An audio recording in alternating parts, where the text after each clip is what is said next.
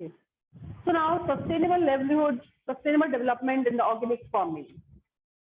In recent years, there's a considerable rise in awareness of the harmful effects of chemical-based fertilizers and pesticides.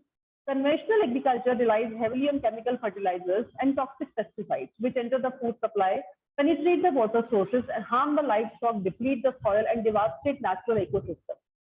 पिछले कुछ सालों में लोगों में ये बहुत अवेयरनेस बढ़ी है कि जो केमिकल फर्टिलाइजर्स, केमिकल खाद जो हमारे खाने में यूज करी जाती है, या फिर पेस्टिसाइड जो कीड़ों को मारने की दवाइयां हैं, वो क्या होती हैं?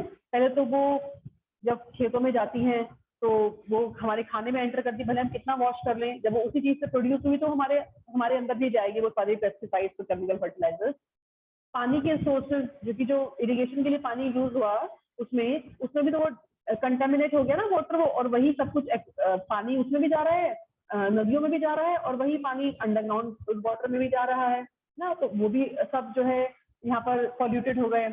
और जो लाइफ स्टॉक है, जानवरों को भी ये नुकसान पहुंचाता है, क्योंकि उसमें भी हमें जो है खाद की चीजें ही देनी पड़ती हैं, और हमारी सॉइल को भी ये डिप्लीट करता है, क्योंकि उससे सॉइल की फर्टिलिटी कम हो जाती है।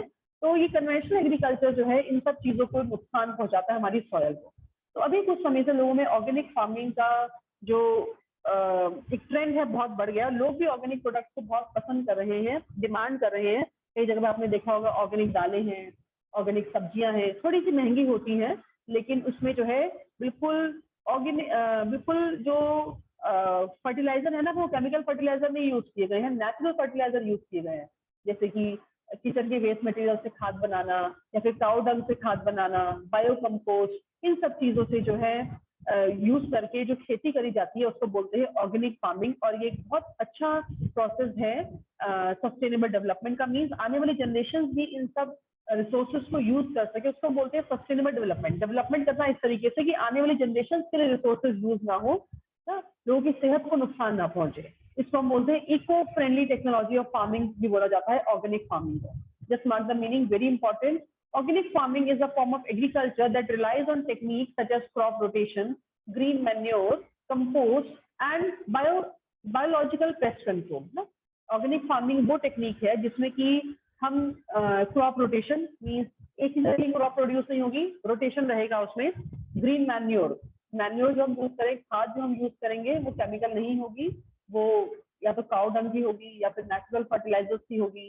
कंपोस्ट यूज करना, कंपोस्ट बनाना, और बायोलॉजिकली ये पेस्ट को कंट्रोल करना अर्थवॉर्म्स के थ्रू ना, ये सब क्या कहलाता है? Organic farming. इसमें क्या होता है कि जो केमिकल फर्टिलाइजर्स हैं वो यूज नहीं होते हैं। So mark is very well, organic farming is a process producing safe and healthy food without living any adverse impact on the environment. ना तो एनवायरनमेंट पे फर्क पड़ेगा इससे, और ना ही हमारी सेहत पे। देखिए, आज से लगभग 20 से 25 साल पहले कैंसर के केसेस, ऐसे बीमारी केसेस बहुत कम मिला करते थे, लेकिन आज के टाइम पर बहुत ऐसे केसेस मिलते हैं। क्यों? क्योंकि हमारे जो खाने पीने की आदतें हैं वो बहुत ज्यादा बदल चुकी हैं। हम लोग हमेशा बाहर का खाना, और जितना भी हम खाना खाते हैं सब में यूरिया, खाद, केमिकल्स यूज हुए, इसलिए बीमारियां अंदर बनती जाती हैं, लाइफ एक्सपेक्टेंसी भी कम हो जाती है। In short, organic agriculture is a whole system of farming which restores, maintains and enhances the ecological balance. ये वो टेक्निक है जो कि इकोलॉजिकल बैलेंस, यानी कि पर्यावरण को बैलेंस करके रखता है, क्योंकि हम केमिकल यूज नहीं कर रहे हैं। There is an increasing demand for organically grown food. आजकल के टाइम पर बहुत ज्यादा डिमांड चल रही है ऑर्गेनिकली ग्रोन फूड को यूज करने की, ताकि सेफ्टी करने के लिए वर्ल्ड में लोग बीमार ना पड़े। इसके कुछ बेनिफिट्स भी हैं, कुछ बेनिफिट्स भी हैं और इसके कुछ लिमिटेशंस भी हैं। फर्स्ट है इकोनॉमिकल। इसमें सबसे पहली बात तो ये खर्चा कम पड़ता है, क्योंकि यहाँ पर कॉस्टलियर इनपुट, महंगे इनपुट जैसे कि HYV seed, chemical fertiliser, pesticide, इन सब चीजों का यूज नहीं होता है। और इवन चीपर इनपुट्स, जैसे आपने बताया काऊ डंग, घर में आपने जानवर पाल रखे हैं, उसका डंग तो हर समय का ही डंग है ना, उसको यूज किया और जो है हमने खेतों में उसको मैन्योर की तरह यूज कर लिया। Generates income through exports. Even you cannot rely that these items are demanded worldwide. विदेशों में इसकी बहुत डिमांड है, और लोग जो है डिमांड करते हैं कि हमें केमिकल फर्टिलाइजर वाला नहीं, हमें जो है ऑर्गेनिक प्रोड्यूस हमें सामान चाहिए। तो इससे जो है एक्सपोर्ट से हमारी इनकम बढ़ती है। Next is provide healthy food. इससे हमें हेल्दी फूड मिलता है। यहाँ की जो इससे जो फूड प्रोड्यूस होता है वो काफी न्यूट्रिशियस होता है, फायदेमंद होता है हमारी सेहत के लिए, it doesn't harm our health.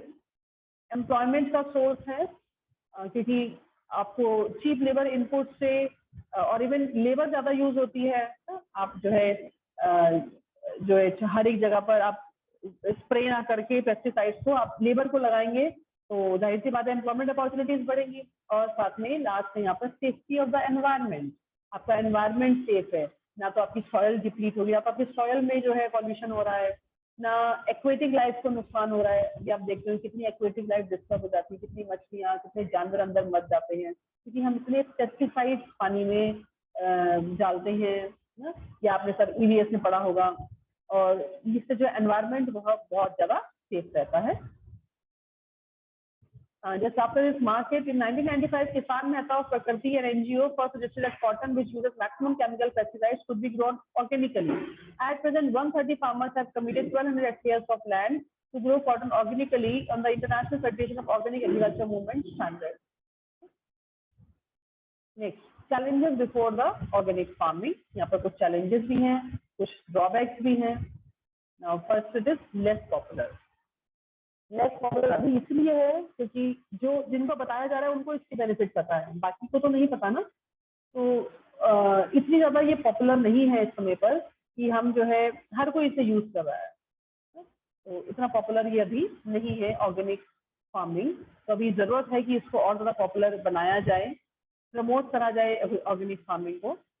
Second is lack of infrastructure and marketing facilities. अभी इसके लिए प्रॉपर मार्केट भी नहीं है। जैसे अभी तो हमने बताया था इस चैप्टर में कि कुछ मंडीज वगैरह खोली गई हैं ताकि किसान वहाँ पे अपना सामान बेच सकें, लेकिन ऑर्गेनिक फार्मिंग के लिए अभी कुछ खास मार्केट नहीं है, यहाँ पर सिर्फ ऑर्गेनिक प्रोडक्ट ही मिलते हैं। Next is third is low yield. Production इतना नहीं है जितना कि HYV सीड से है, प्रोडक्शन कम है और इसीलिए जो है ये सामान महंगा भी होता है। जैसे प्रोडक्शन कम है, सप्लाई कम है, तो सामान भी महंगा है क्योंकि प्रोडक्शन कम हो रहा है। Shorter food life. अब जब हमने केमिकल फर्टिलाइजर्स तो यूज करे नहीं है, प्रिजर्वेटिव तो है नहीं, तो क्या नुकसान होगा एक और, यहाँ की जो इसकी लाइफ बहुत कम है, खाने की जल्दी खराब हो जाएगा क्योंकि आपने प्रिजर्वेटिव यूज नहीं किया है। अब जैसे मार्केट की हम कोई चटनी लेके आते हैं, अचार लेके आते हैं, कितने टाइम तक चल जाता है वो, क्योंकि उसमें प्रिजर्वेटिव डले होते हैं। और घर का इतना नहीं चल पाएगा, सॉस बनाई आपने क्योंकि उसमें प्रिजर्वेटिव आपने यूज नहीं किए हैं, ठीक। तो प्रिजर्वेटिव नहीं है, ऐसे जल्दी खराब हो जाएगा, कई बार नुकसान भी होता है किसान को। The fifth one is limited choice of the crops. Crops की चॉइस बहुत लिमिटेड है। अभी बहुत सारी वैरायटी ऑफ क्रॉप्स हम ऑर्गेनिक फार्मिंग से प्रोड्यूस नहीं कर सकते हैं। इतनी लिमिटेशन होने के बावजूद भी इसकी जो डिमांड है आजकल बहुत ज़्यादा बढ़ रही है ऑर्गेनिक फार्मिंग की, और आजकल ये सब कुछ बहुत ज़्यादा डिमांड में रहता है ऑर्गेनिक फार्मिंग के प्रोडक्ट।